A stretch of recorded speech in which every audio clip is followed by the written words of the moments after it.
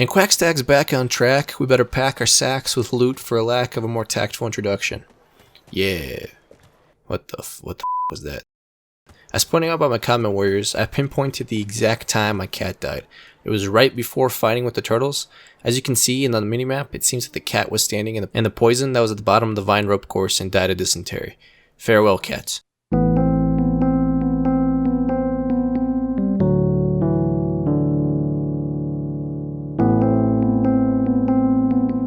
Remind me to give the cat a proper burial. I need to go find a cooking pot. Unrelated. Yeah, unrelated. So I'm back to a few more cool teleportation locations. Let's get Fane up there. He's our skeleton key and all. You'll find a non-functioning ballista. I never understood the point of ballistas. I find that catapults and trebuchets offer much more in terms of range and practicality, but that's probably why this fort was overrun anyways.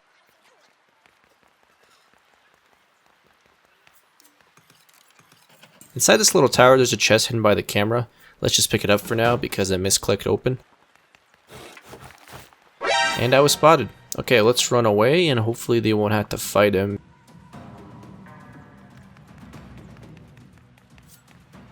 And that's it. He doesn't even bother chasing me. This is like the world's laziest guard. And so we go to this pimp tent and grab even more armor and something that should already be in everybody's library, a survivor's guide to animal-friendly skinning. Thankfully the Red Prince is not in our party. The last teleportation location that I'm aware of is by the beach. If you follow the path, you'll notice a broken bridge at the top here. Teleport a guy up there, find even more loot, and the amazing serpent sword from Warrior Within.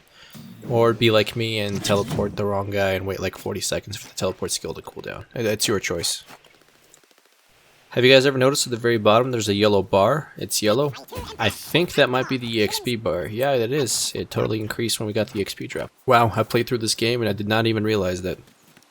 And as a staple to the series, we got a little bit more inventory management. Got a confession to make. I am obsessed with micromanagement. I'm the kind of guy that played XCOM just to micromanage the base of operations. That was like the most fun to me in that entire game. Especially in the first one, when the combat on impossible difficulty just took way too long late game. So here I'm trying to craft as much stuff as I possibly can, because I think we just hit level 4, so that means that the vendors actually get some skill books. The really expensive, the really nice level 2 ones.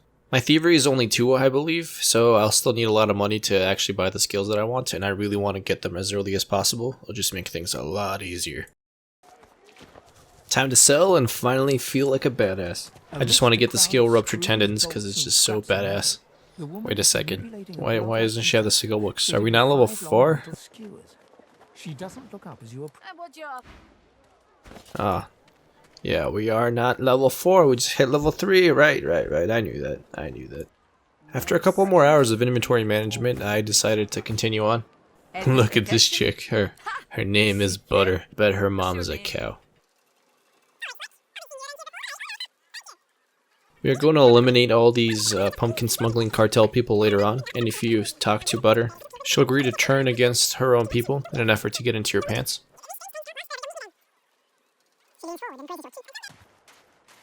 I gave Fane a polymorph point, so I might as well just give him a couple more skill books. I don't think there's any level 2 polymorph skills that are that useful anyways, so I decided to steal them from this chick here.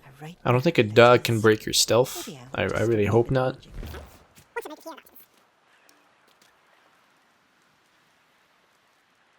Man, Chameleon Claw and Chicken Cloak are like the 2 best skills in the entire game.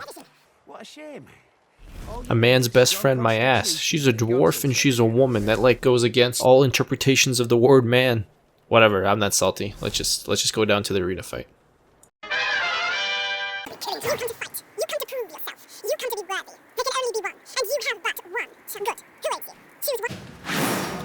Ding ding ding, let's get started. I don't really want to move Fane first because he relies so much on actually getting close to the opponent, and since I can't actually backlash anybody, I'm probably just going to delay his turn. Losa is the opposite. It doesn't really matter when she's going to move this turn because she still needs to get higher up on the ground to get that juicy range bonus. And of course that encourage makes sense. Whatever, I'm just going to oil these 2 people in the front line. I think they're both melee casters. And of course the enemy has blink spells while I still can't even. Nice. Good old reliable pocket sand. God damn, I hate that ability. Since Sebel is blind, I might as well just summon an incarnate. Actually, let's get up here on higher ground to see if the range for summoning Incarnate is actually larger, and it doesn't seem like it is. I really don't want to summon a normal Incarnate either, so I'm just going to Flesh Sacrifice to create a blood and just summon a blood totem right next to me. I don't think the totem gets blind. Never mind.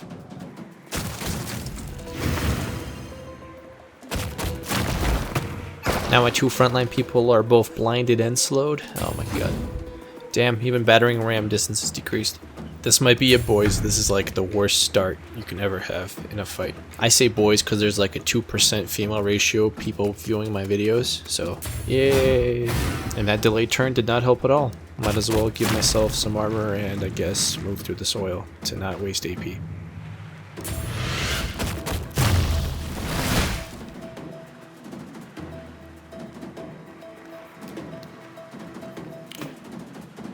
Fane's even more screwed. He doesn't even have any armor, so I'll pot up, I guess.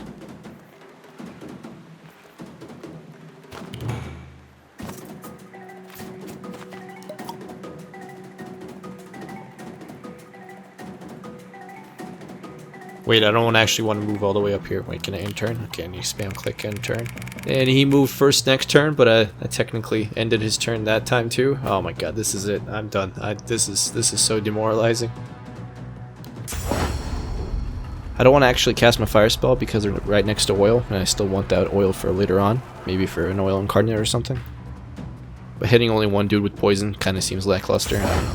Ah, screw it. Let's just try the poison anyways. Wait, it has an AoE? Can I hit all three of them? I thought it was just single target, like the daggers. Yeah, screw it. We're going to blow these guys to keep them come now.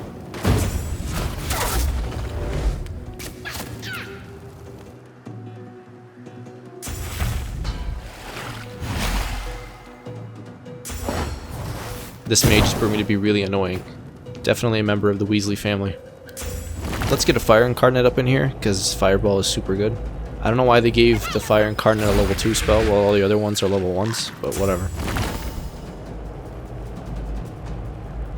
I want to get an oil totem because it's pretty far away from all the combat, and as you can see my blood totem died from an area effect attack, so an oil totem will not only slow them but probably not get killed next turn. So that's good. That's really good. And boom goes the dynamite. No magic armor on any of these dudes now. I love the sounds the incarnate makes, especially at 2x speed. They sound like little chipmunks.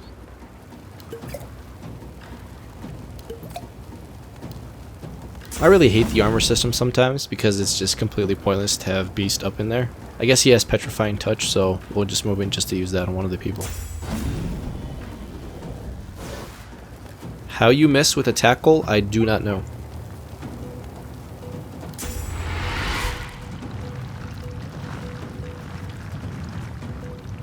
Might as well petrify the melee guy, because Beast will probably die next turn otherwise.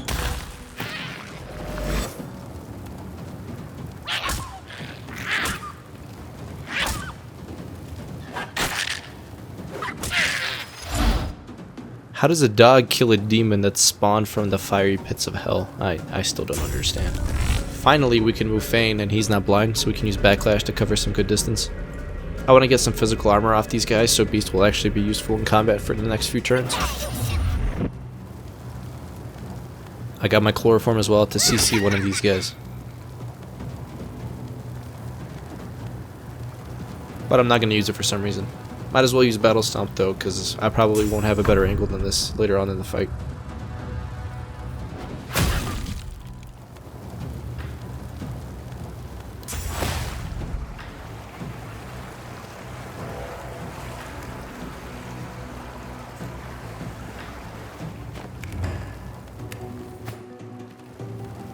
Why is there such a huge dead spot for Encourage? Would you really not be encouraged if you only heard one of your allies try to compliment you in ways? Or does Losa encourage through other means? Mwahaha.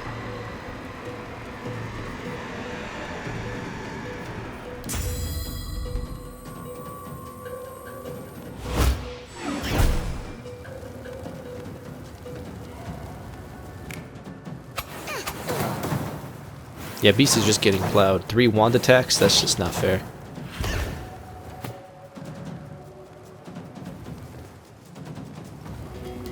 Let's get a poison totem going. If we combine Toxic with some fiery reviews, add a couple of years of turns, these guys won't stand a chance, just like Britney Spears' career in the early 2000s. Beast definitely needs some first aid. That's like the most applicable that skill has ever been.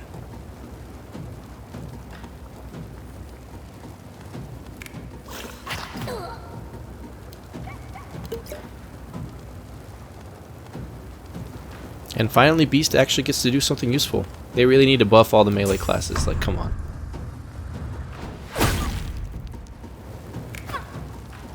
Okay, this chick is being such a cluck. We need to get Fane up here to bone her. He's like super hot right now too.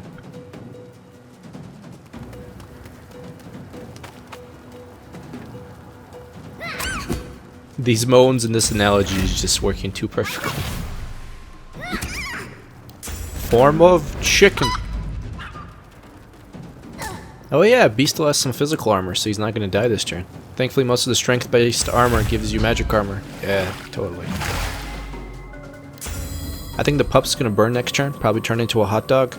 So let's just kill the guy next to him. And teleport him away so he doesn't kill my party. For being Elisa the cultured one, she sure runs away like she's a chicken. At the end of the day, it was still dysentery that killed all the animals.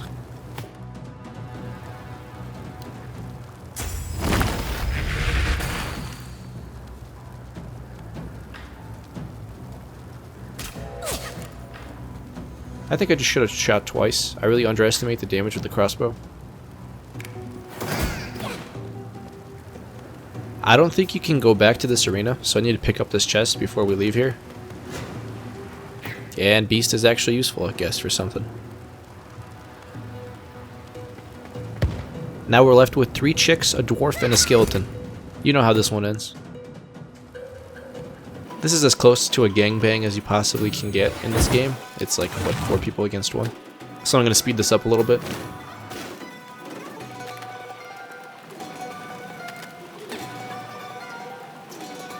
Warning, there's some innuendos coming up that are just terrible. We have Fane positioned tactfully behind. Really gonna show her that he's the key that opens any slot. Sadly, I think she has a natural resistance to chloroform. Beast saw an ass opportunity and tried to take her. Nice, she made Beast rock hard.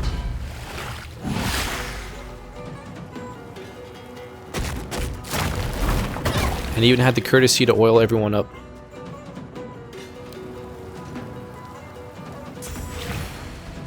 Losa wants to join the party and claims that she can stand the heat as well.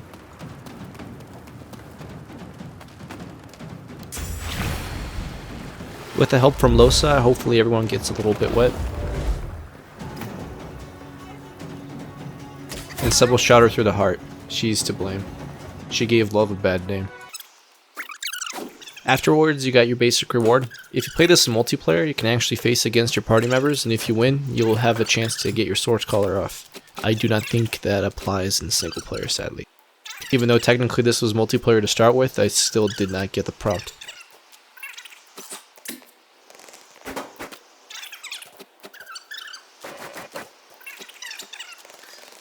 So back to the Warner Brothers salesman we go.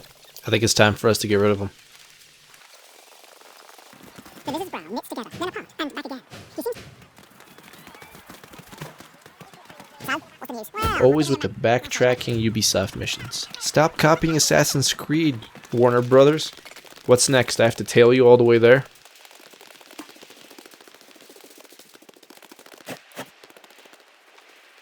After flowering my need to forage, we get back to the hidden alcove. Oh my god, guys, it's a double rainbow. Oh, and there's a chest underneath it. Come on, double D's, come on. Sadly, it's only an autoerotic asphyxiation kit. At least there's always next time. The reason I'm picking up and keeping these ornate chests is because they are technically invincible. They have no HP. So it's a perfect place to store my paintings. Makes my inventory just a little bit more manageable, so I can get it off my chest. Quickly now, come on.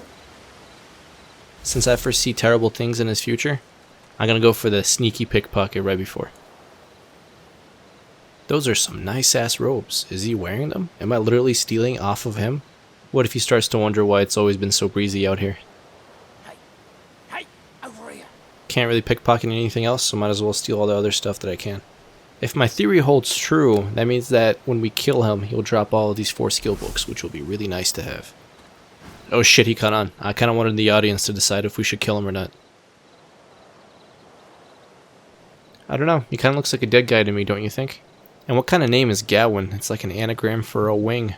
That means he's a chicken. And I hate chicken. Persuasion successful. We're like the only people here. That's pretty funny. I literally stole clothes off his body. And I think this is where I'll stop for this episode. So yeah, you guys decide if we should kill him or not. Remember, he is responsible for microtransactions. I'll see you guys in the next one. I killed him already. I really hope you guys don't vote for him to stay alive. That's gonna cause some problems.